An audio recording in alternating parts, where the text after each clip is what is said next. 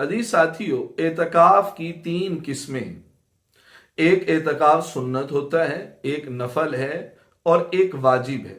واجب اعتکاف وہ ہوتا ہے جس کے کسی نے نظر مانی، کسی نے منت مانی کہ میرا فلاں کام ہو گیا تو میں اتنے دن کا اعتکاف کروں گا، تو یہ اعتکاف واجب ہے۔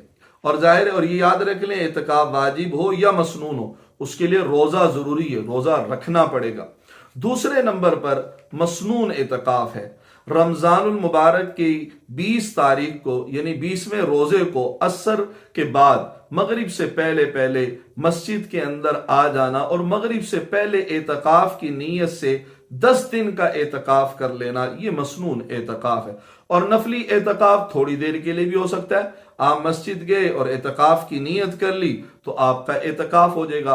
اور یہ بھی یاد رکھ لیں کہ اعتکاف یہ فرض علی الکفایہ نہیں ہے، یہ سنت مؤکدہ علی الکفایہ ہے۔